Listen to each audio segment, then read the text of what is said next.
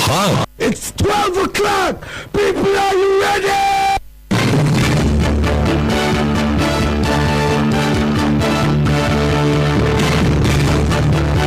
Rock it in. More news, more information. Hot.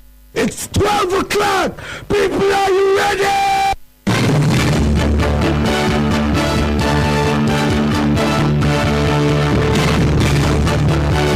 Rock it in. More news, more information. Hot. Promoto Ghana is mama mobibia kwaba mobibia aha ede ba hot ede ekonomi ansa na chiripo enkron so ebra so ensem a awie yakrucha gu nkrata so ye bekin ka de ma say we aprem to break ase ebo edi ada so eye taking over kasebo no etwagu afro towers abosantiti ni mu ye ben general post office enkran pumpuni mantem ha na abefo ni tinta fidie no so kasebo no obenya mo chefa hot fm Ghana.com afi tuning radio and a Ghana Waves application and share ni mu ma your friend Facebook you twagu ho den anya sanketo abra ho na behwe ahofe awie ensem a ebedi de ncheche ye kase ebenu ebi ene se putu pramane bobia ba na ene se job 600 na shebe de fie eja tom enya sanketo saso na enuane a yekra edeko amanone ebete se ebru NFA so emo so ya base ndi akeka ka ho empedifo de abase wom de tabo e de atoso Electoral Commission of Ghana EC yanim se wo shase exhibition exercise na ye shase no eni dan na ye da ye twato na chese wo de aba na wieye na menu ka se na kwanse nipa no mfa wo hunjim makwa ko hemudi makwa ko hemo china wo china mesimi da wo china mesimi dan sa de sai na de kwa wieye yani ye David Kumiado ke for free and fair Ghana e ba twetwe nkomo na won se foforo mu ensem ane nam social media e de fa Owurare Jasmine Brains Obrempon Jomo ebubi atwamu ogina ye ese yentun so aba no peso ogina se ma shebe dwani ye de ma manfo a wogunwa east awodi ntwo nsemu a ebeba abawo efa ne ho nyina ne wowura eyire ekunu akasa de afa ho a kyerese ensemu ane nam social media wo mo ka de go ne yire hu fi nyina anye nokre Mampanyi na Madam Kwakufado officially said the boni baka no work batum na school junction ede kwa motorway kwa no na ohwese de kwa ma ya ofe akono so eninti ye be chechire mu ajenga no de be si motorway ni so tema motorway de ba be si boteman ene ade ni nyina ya baka nsum sanso na santehe otumfo so tu otoso mienu abomoden atu na hemfo miansa afiri ade so a ewo kase ibo ede beso ensem bika we woni yatena se ede so mo ye buade fede ade na nanam kan konya sase so ne ye wonti ewo se ade ani de ma wonom se de se na fatanti gahye mo ba ka hu bi ama na koye nkran ha hye ne so se hot fm pe na gahye mo yetimi bo moden ede so mo sanse ye bu na nanam kanfo na ye fede wonom pa ntia ya na ma ye mo piafo na eduru wa simedua na ni ye de bekin kan de na ma wo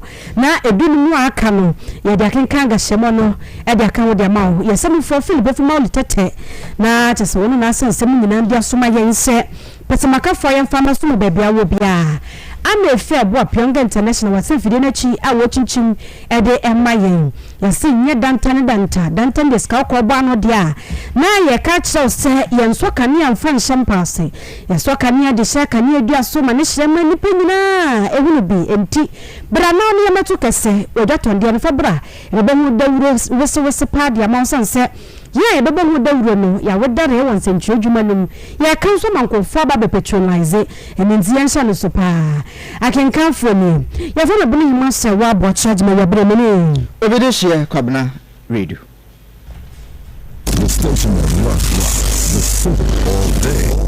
Hot 93.9.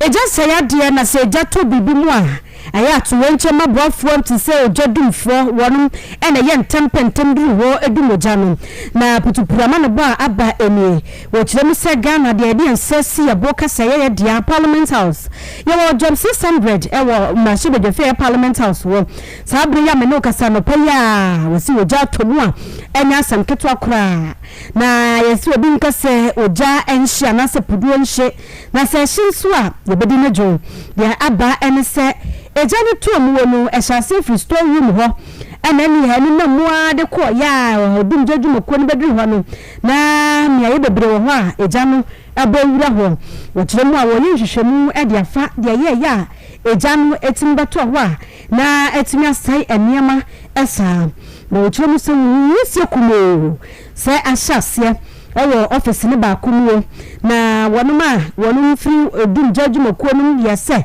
wonum ebehye ntema ye ntem maduru ho apentem ede ensuo ne wonum akade agusu a na nsuo be ye kire na kyese eya gensamo adwumayefo ne staff fo a wonum ewo ho wo ye ntem eyi wonum free ho ede wonum ko assembly point wo se wonum ko na sesi amene wo kasai de ya akwa yese atowenche me yesi ebroni be se emergency enti emergency kwaso otumi efri mu free na wonum etumi bomade adumeja no a wonum bisu eye hwehwemu de ya ekoba ne seye na yedita wo ye be makokodufo a na tikwa kwakwa so bebe nim so yasona ni ayenim egbeni mafia wonum wotimi hwehwemu hu ama yenya ene no yentibi we received a distress call and within less than 5 minutes our appliances.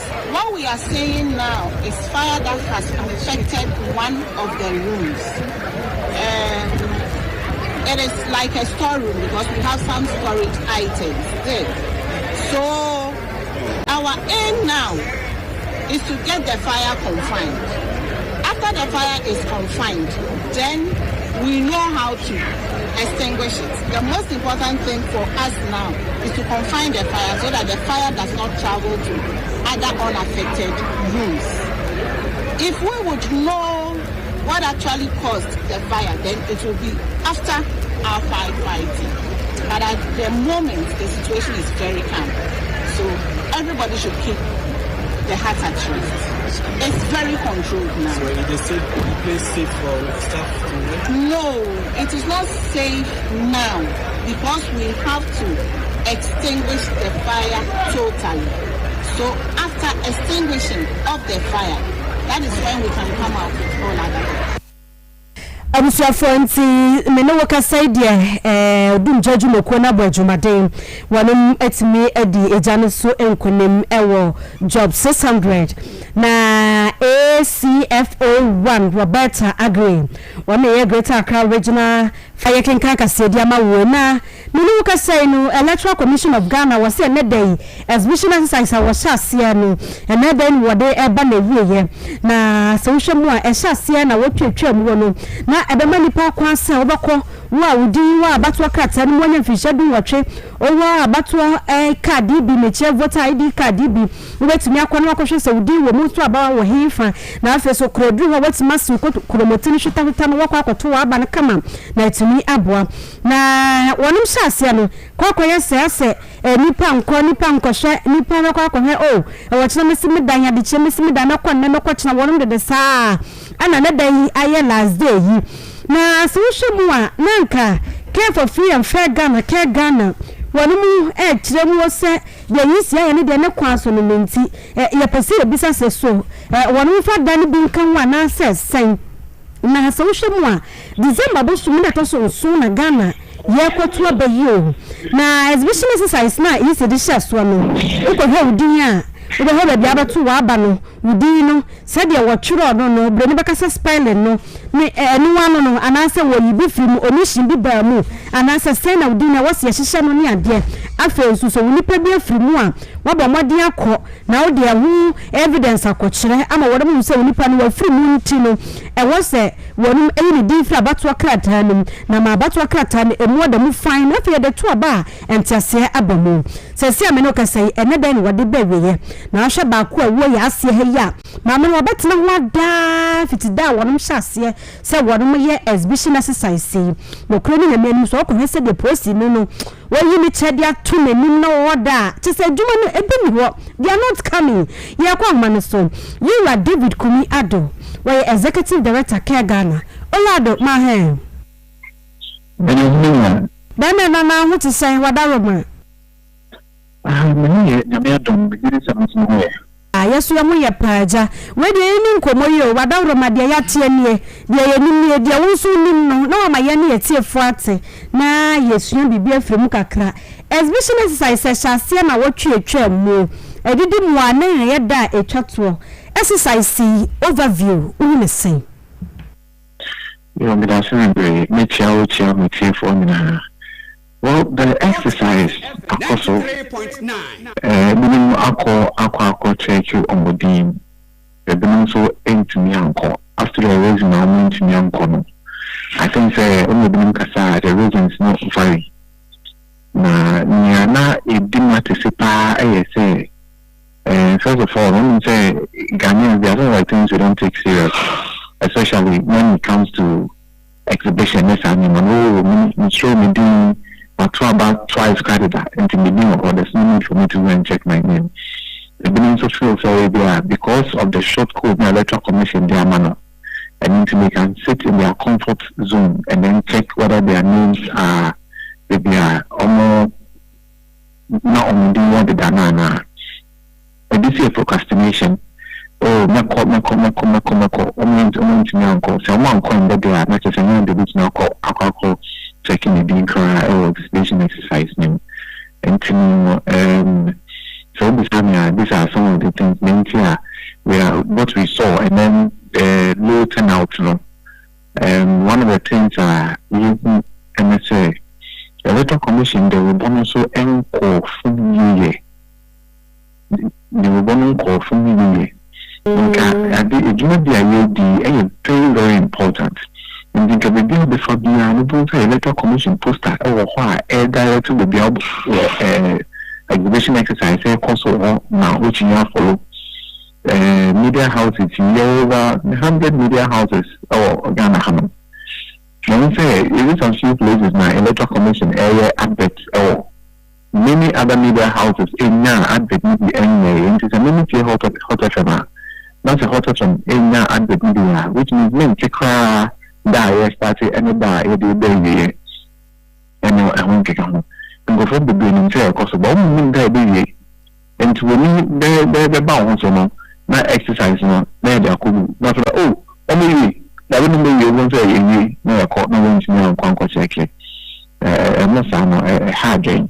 There are other things I using in the exercise but the will not be something to the momentum see her and I say question about then we'll take it from there.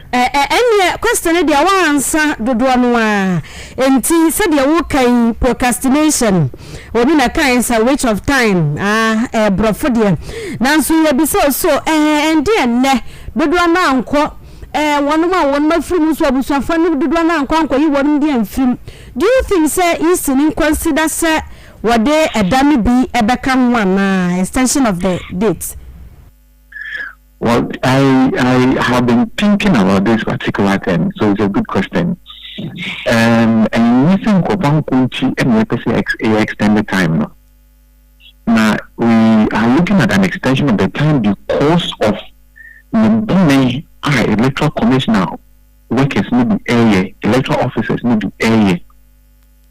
So say your body will say electoral commission to party boys call electoral commission home so on the returning officers and then electoral officers now account.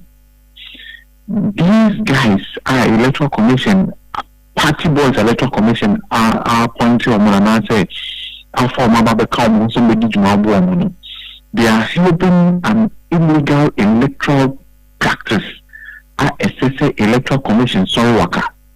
Now it's in the media. I can't miss out.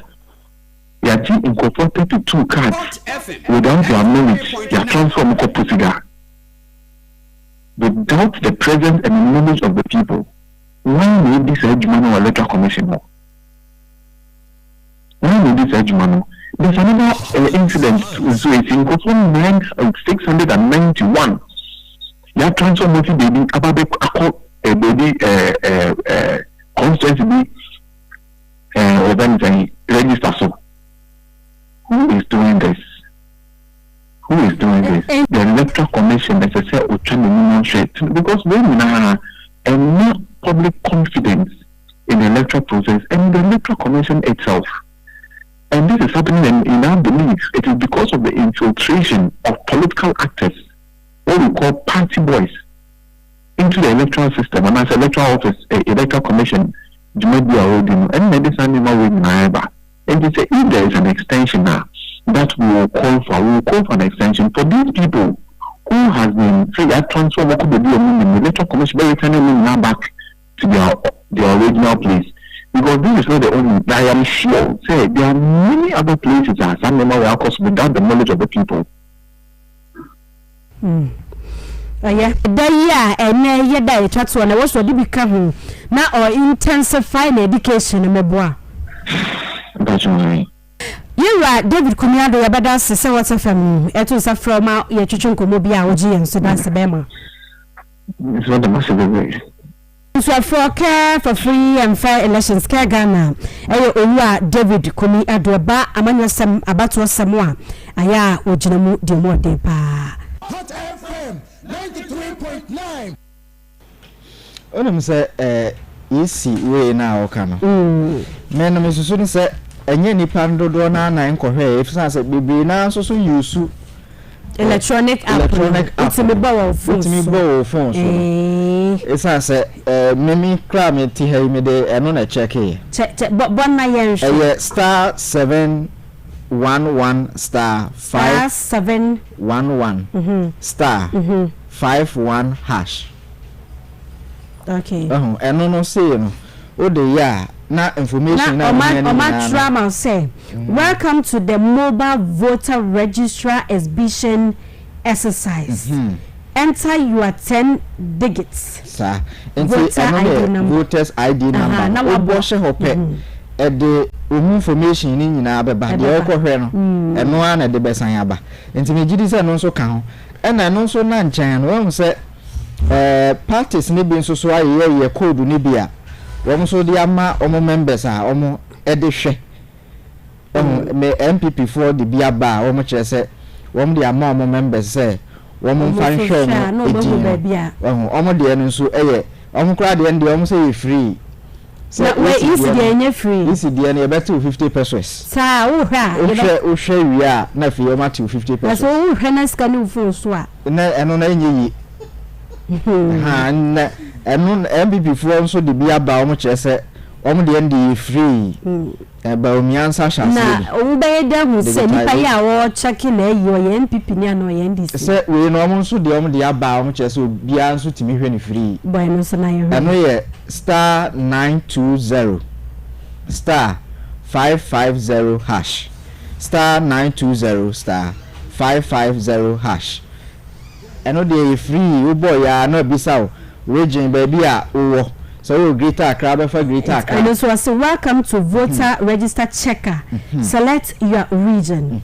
1 Greater Accra, Ashanti, Western, Eastern, Northern, Volta, Central, and a few more. Now more near here.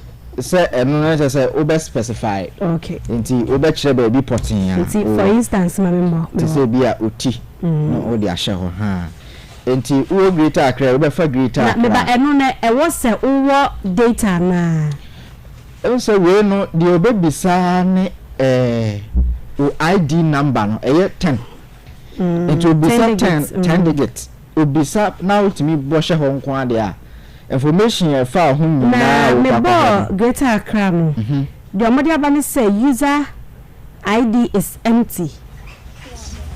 So wa more ID no obo ID no obo ID ni wi a na fi wa send ko eno de free unya ye wi ya be hu say information number na ye bi na e bi a metoma ba e wo ho polling station code e wo ho ena me gender me email ena wo ho yi okay ena me din me full name me din a shadaka mu nyina na aba Richard ena won say me voters ID na me bo share ho na no asan aba biem e wo ha we yen for there mansi no ameto aba wo ho no ga east e wo ha afi mabaso mpeso aso so wo ha ena Greater Accra na sa was where NPP for code NPP for na NDC for so omu code ana NDC for code so omo so omo ayebi na mensan kan omo de no mensan nyan kan omo de no EC de no so am ye no so sa send information na ma boba che no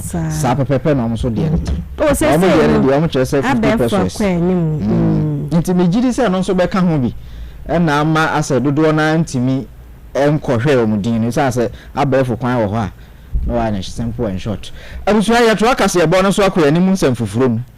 Na entia ye nsa ka fra ban ho e kire se enuane bi te se abro afeyemo ene soya beans ene de keka ka ho obroni kan nyina bom of any grains. Wo mo kire se enuane a ye de konkrofo ma so ekoton waji sika gu eboto mode omo de tabo atoso. Na tabo omo de atoso nyina no enam asoya wo mo hwe enuane eni mfudie ehu nsem ene yesoafo eye enunyamfo brana champon enna woni nsantwofo di ahia atwetwe nkomo na woni nsantwofo enkomo twetwe mu na o chese ewiase ni wa mansa ya wo fase eni ade na ne santi enna wo mo chese enuane ho akwatwe pa wo yeman mu amanuane boa ye den ne santi no mo de tabo atoso a chese se nuane we nu nyina na yenhwe se yemfa nkonkrofo amaso yenya yeni we haye ekosi se oman yaduane bebu yeso se tam na yenya ne mroso ansana yede bi be konkrofo amaso ayede akọ ene asemi ba abonten ayede dwa na akuafo mako beye empem oha ene aduasa enum 435,000 ene wo m yakuafo a wo m chese sao hawi ebeka mo pa na sika mo behwere Ghana cedi no 3.5 billion Ghana cedis eno mo behwere empenifo se kasade ema bato ne se ntimpenifo chese tabo o mo de atoso wo mbehwe na o mama akuafo bibi kakra e de awoso o msiremu e de afa ho ononyamfo Brian Champon ene sentwofo di ehia twetwe nkomo nsemu a wo de tu gbabi eni. As it rolls out more irrigation and water management schemes. The immediate interventions from now to January 2025. The following measures have been approved by government for implementation by the food security crisis. With immediate effect, government is placing a ban on the export of grains, including maize, rice, soya bean, until the situation normalizes. This measure is essential to ensure the availability of these critical crops on the domestic market. Any farmer with stock and interested in selling should contact our district directorates across the country, our district aggregators, or the Directorate of Crops, Ministry of Agriculture. This is to ensure that farmers do not suffer adversely from this ban. As earlier mentioned, the affected regions contribute over 62% of our grain supply. With the projected shortfall in grain supply, government will tap into the ECOWAS grain reserve and partner with the private sector to bridge the gap. Government will also bring in 300,000 metric tons of maize and 150,000 metric tons of rice to provide food support to vulnerable farmers who have lost their crop and also for the market. Additionally, we will bring in a total volume of 26,000 metric tons of poultry feed to directly support the poultry industry, as maize, their main raw material, has been severely affected.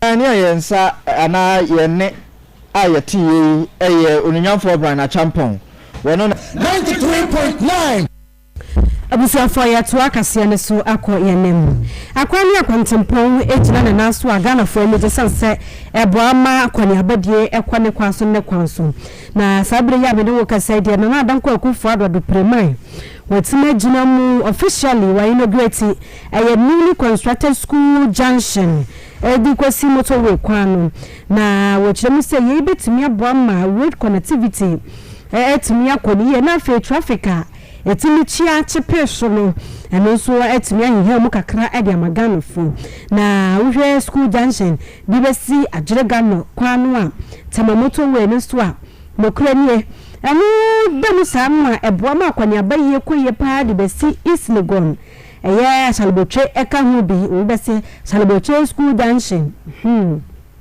ani ninkoto a etwa hu ahia communities a etwa hu ahia no na wochemu se mampanyi na danko kufuado adopremai na ni beje pass Ghana akwan nyina ebeye yebegina naso ebedam prom sade sana efata na Greater Accra Regional Minister eya dam ya ni kwatai titles global wono enegina mu se abana ni abreso be improve eya road system no na project ahodo no a wo ye wo mantam no no road project no wetimi de nyina bebe ya ne kama e de magana fo na Boteman Sports Complex so wasande to that say omu develop ne pa ene ne town roads no ne de keka ka ho akwana de mu tutuo de mu asase no wa ye ne e de amat no fo wo tete me ye ya maboboswe Minister yi HH mu ma yeti ase akwanya wonum ede wonum ani so esiso a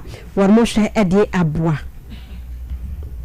Today's ceremony is yet another indication that we in the Greater Accra region have had a good share of the roads projects being constructed by your government.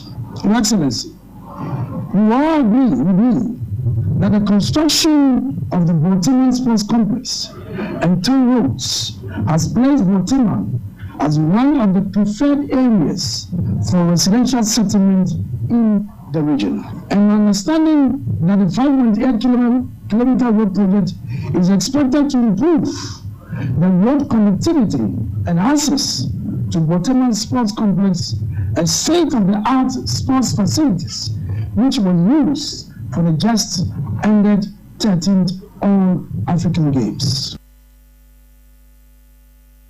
I was for any I would see a Greater Accra Regional Minister Daniel Ni Kwatai titles global and at say Okasai na Minister for Roads and Highways Francis Asanso Boache Wanusu ejina mu ebon penifo abaso pa wasi wei da hope face abani ni abrepa so betumi aboa makwane abedi akwane kwanso na afeso kra na torrent mesisi wa kwanso no watumi yini mina de friwa ma economic growth fasimi abasanse akwana abedi ekoya ena atme fotimi kwaba ntem adwuma enya bipia to de bo aban ama bibia ekoye wase edru babia wonu ma mofa kwan so no kure ni traffic ni timi chia enya wonu tizika no ma twotwa na abetie aba ne sana chese kwan ni nipa no wode kan druwa wontimi fa mba amda mu kwanto abeto ne bo ase ada woto ne bo ase ni made odi na chiri so to ne bo ase wonu ne de saa na afi ama traffic na achi na edensem bebredi abantu wo kirem se aban wedie wonu ayade no tokoso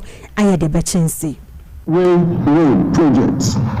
This project is indeed a confirmation of the commitment of the Kufuor Bawumia administration to improving accessibility, reducing travel times, and fostering economic growth. This newly constructed road, spanning 5.8 kilometers, is an important link for the communities it serves, providing vital access to key destinations and facilitating smoother movement of people and goods. As we all know, this road forms part of the A15 arterial network within the Greater Accra metropolitan area. Abusha for we Owura Francis Asanso Boache na wasenjina mu kire mu se we kire prefer se na nadan kwaku fado ne bosha wo sha Ghana for ni nyina wo diswo na wasesa ma Ghana no enyensem kakeke nya no fafa ena wode be kansem wo di agro ne fom adwuma na oye no wo ka waye enti nka baby kura nke wo se fe no se ade ye wo se asem no na waye ne pepepe wo kire mu se wo di obebe mo panyin na baso pa ene wonu so wonu hwa akwan akwantempo so no so Department of Urban Roads Project Construction Team no na wasaka che Ghana for se bibia ni wa wonu ntimi nye so wo di wadwe si bibi so be ya wo betumi ya ye ne ye pa na wei e kire se nokure ni wonu mabo ejuma. Fully aware, the robust infrastructure is the foundation upon which sustainable development is built. Those, as we all recognize, are the arteries through which the lifeblood of our economy flows.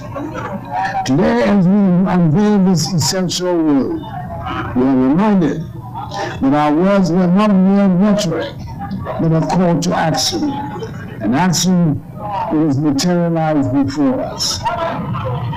Ladies and gentlemen, this project is a tangible demonstration of my government's vision for a modern, interconnected, and prosperous Ghana. Spanning some 6 kilometers, this road links the well-known school junction through Waterland, connecting to the Olympic-sized stadium constructed for the 13th All-African Games, and finally, to the motorway. Mapani na ndada nko kufuado no ntina chisa asem waka na waye waso wande anya no fanfa keke ena ya wodeka ansa na wobeka no na chese onimse wobetumi aye enti waye bi. Hot FM 93.9.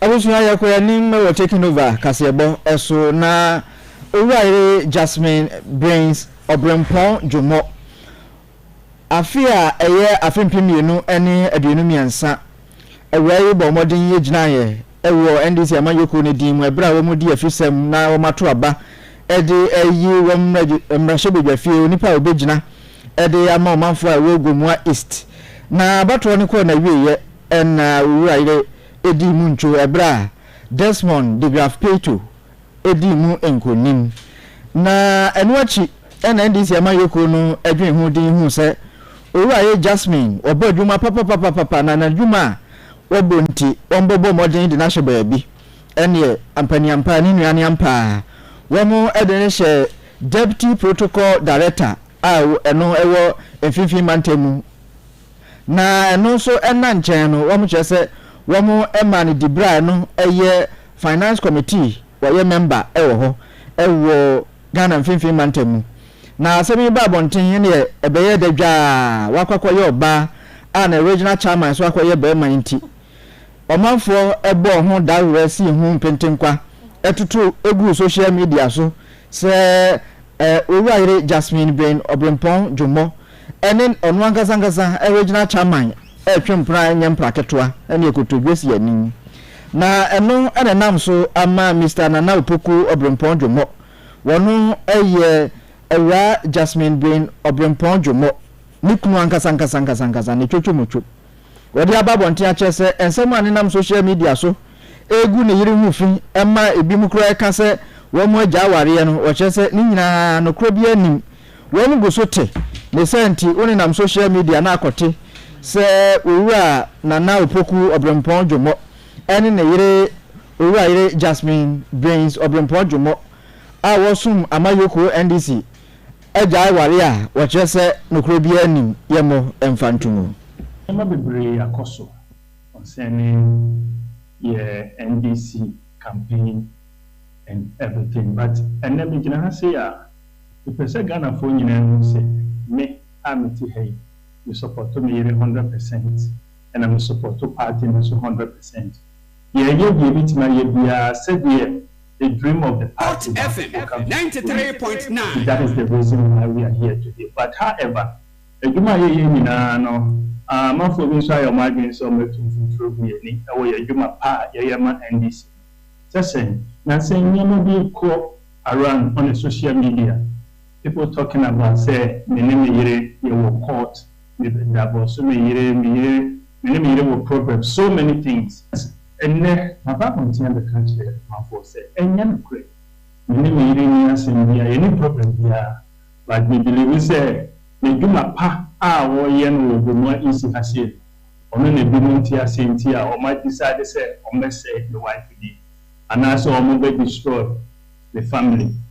My wife the first time I will be second just a little imagine between on MP no na adwuma pa a ɔyɛ no Ogomwa isi na nti na amanfo pɛ na asɛm ti ɔmo di n'akyi na sɛ ɛnɛ amanfo ba abɔnten sɛ ɔmo ka nsɛm a ɛbɛsɛe ne din a well I decided not to say anything but we believe say they are pushing me so far because nipa bi wɔ hɔ a ɔbɛka ntoro ɔbɛtwa ntoro ato so na ntoro no wɔpia ntoro na ma ntoro no ayɛ sɛ nokore nti sɛ mimiama no tena ase sɛ menka hwee a ntwe yi my wife they were decided sɛ ɔnka ho yeah but maybe I have to come out and let people know say we are still going on, we are still doing our work and you might hear any say NBC die soon say party member abusua owura nana opoku obrempon dwomo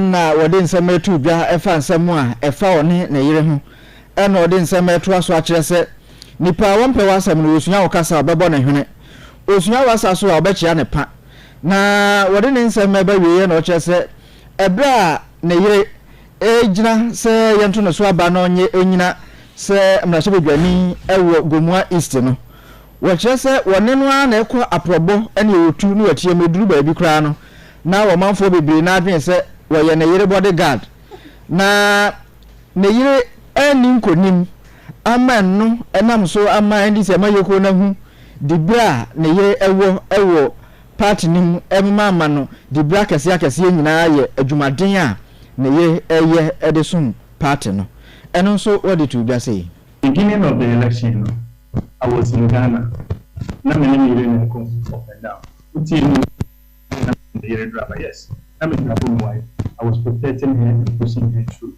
but me any people them not seeing me in the scene they feel say maybe the BSc and answer something happened so they decided to do everything as a husband say the head of the family maintenance but the main thing is I mean my name is problem na me the makeup akoche I woke up say that boss and I said maybe that was our ebia non central for that much chairman but maybe as far as I'm concerned there is nobody chairman will be premier there because during the election I was here and I was with her nothing like that happened maybe I believe say after the election you know position the demand because of the Jumadina of a year and you know people feel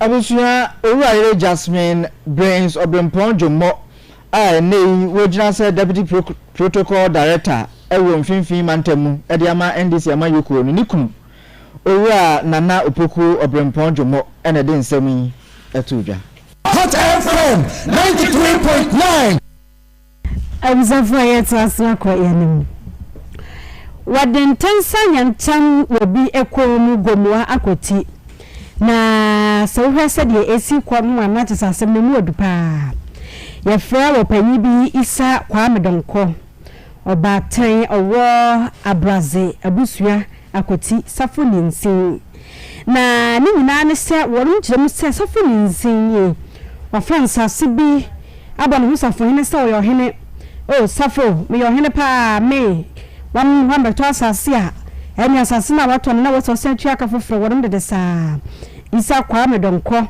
ekira Gomua wo jobi post for wose worum hwehwemu fa asem wa be sisabre wo so wa twakra ta twra big pen ba kwasa afi wa foforo na Inspector General of Police IGP so wonya hwehwemu afanfa asem sanse forgery allegation bebre wo a ekokoso na safo nisi no asa oye atim sem kakra anim sem sa wo nitrim no ya bohuru ya moja nyampa nitrim da enze wo sempanifo eye ntam na wo kyerem se wa twira ka besi sabre mpanifo nka hwe na sempanifo nka hwe so anate sa asasam no silence means you are concerned enti ya wo sempanifo hwe na wonme ye bibi de fa ho sanse wonme ni abre sakradom Obusa se edie receipt na ana se edie case ni si ejo so be so bi so ka say land ye ebua asase dia eno no ye wo mra edam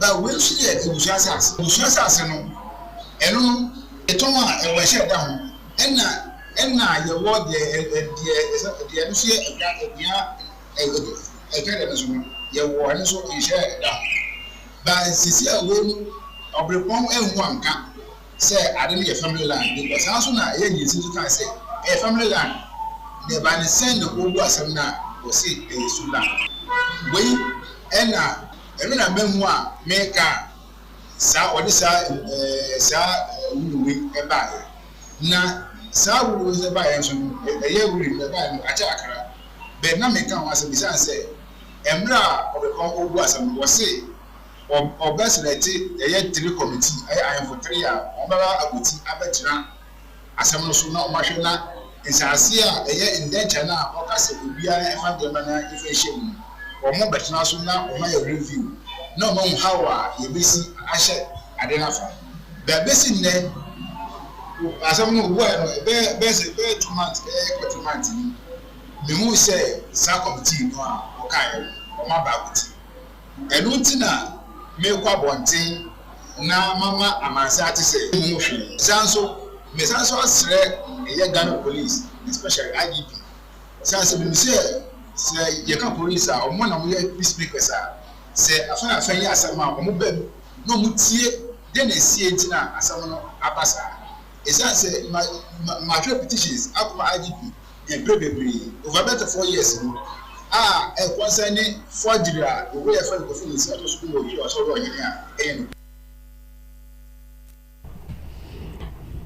Justin Salom wanu ye kasama for the ma queen mother owogomo akoti wanu so gina mu kasa bi pa se wono kura no owo evidence a wode be kire na wode be kire ampanifo ni IGP ahunu se aposifo bi police ni bi a wono wo gomwa wo jobi wono heta se sepra kanka dwundie ne ko adokoro ne enti e wo se wotumi yini free ho na ase wono no wo bu atentie hatante ne pa wo se wogina de ma no safu ni sia hye na free woman tino ani safu ni si ena da mpa ba ko so. I am calling on the IGP on this very critical matter. Forgery is forgery, and I know words describing forgery include a person, an action. We want to know whether the person has been described in the law as being a chief, so he has the capacity. I'm doing so by calling on the Director General CID to also come to our aid in Bumwa Akoti. We have written several petitions to their outfit, but no response has come positive. Maybe an officer is sitting on those petitions. We are ready to present those petitions to them again. Get to Bumwa Akoti and get to Ojobi Police Station. The worst of it is that I see just being sold by officers in this police station. A case that they are not mandated to deal with is what they are doing.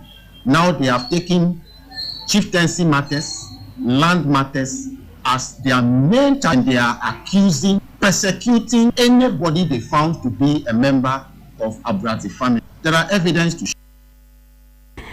Abusafo dia kwaso ogomwa ojobi enu abusafo yentwa kase boneti e wa Asante Mantemu na Asante hene otumfo se tu otoso mienu abomoden atu na hemfo miensa eno eye jase hene ena fi achiame hene ena bamu hene a wono ewo sabronum a no wo Asante Mantemu na womo ekyerese womo ahemfo miensan ede womo ho afore galamse ene ho nsemu a wagina so ede atu womo ede afiri womo ade so na wogina wono ankasa na hemfie ebra womo ene Asante man edi ahia na womo eye Asante man council meeting enrada ene wogina so ede tu ahemfo miensan efiri ade so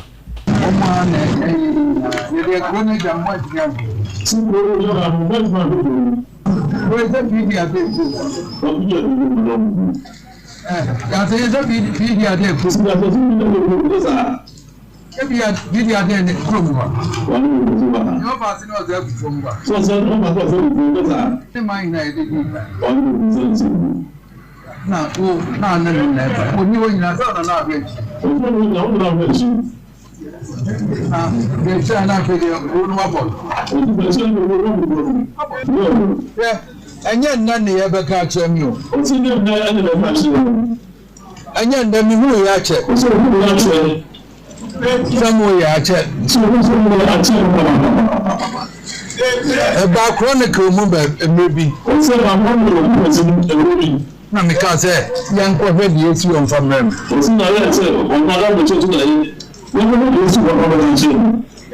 National Investigation Bureau for them class yan ko yan famem. Report I did blame me sha. We deal with my chairman in the deal with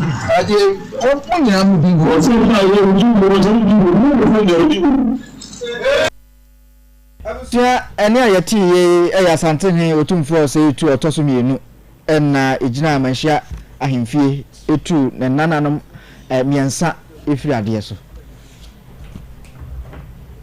Abusuafo na che se yebegina we so de akandi na bawe yamagashemo atsaso yafana buni monsa wa bo charge me abire mene ebede share kwabna radio yani yasumwo amefe bo apionga international wana tina fide na chi echinchim de maye alajo ma de yakwa nim krata Facebook so na afi yesemofo ya Philip fu mo litete wana sansem abrante tenten gram wana tikwate so ba bia ni mo no na sansem de maye ya yade ebesumo adan ruka ya wano subo adwuma pa ne wamfani kiki na amanti ba ku bi kam ni nyina mu eyosom yesode so ma gashemo atwaso gashemo free wa gashemo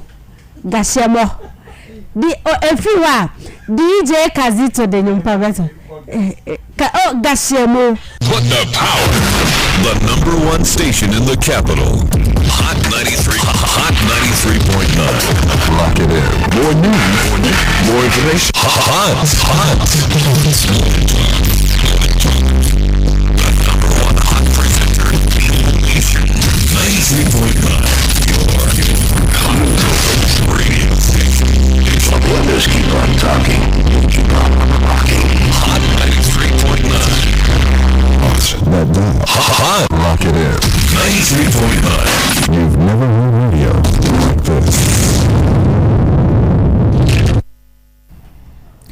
Mame jufo biniji nyumai enyo kekpa woye manyawale nyono so beloike Ghana bife womi banyedeng omanye Hot 93.9 FM no ne gashemo be eshe ni shemo ni nyemeke bahanya ye akan riemo mye woye no meke ekokome ni moni ke shemo banye gbeno acha omi na ajama odutei shone na wo fe kralu ake wo ke shemo e bahanye ye Hot FM pa wulu eno shemo ni wo bua na no meine Maye nyelo na nado danko akufado ye wo jamlie esani egbele school junction Kenya motorway gbejegbe atoni femo na hegbejiano kewa kekun chojin baba o he na abo amoniji traffic congestion ye jeme akuchu gbejegbani cha school junction Kenya adringa no gbe ni ya atema motorway gbapamoji ebawa mambi niyo East Legon ashalibocheke akuche ni benke ame choni namo ni femo neke amalo egbejigbe ni ngbelemo ni femo niji border infrastructure agenda nyemle komeno ni bawa eha gbefa afemele oke oya yahe na bo amoko ni te no shishie mansono ni ko oga pupa na no ni ji mansono Daniel ni kwata titles Glover cho yamuni ni ogbejigbe femo mlinge pupa no ete no ni ewie ake meya ni chumo itamo Boteman Shomon Place ye niji Boteman Sports Complex kegbejegbe niyo mam niye ehashile here. Today's ceremony is yet another indication that we in the Greater Accra region have had a good share of the roads projects being constructed by your government.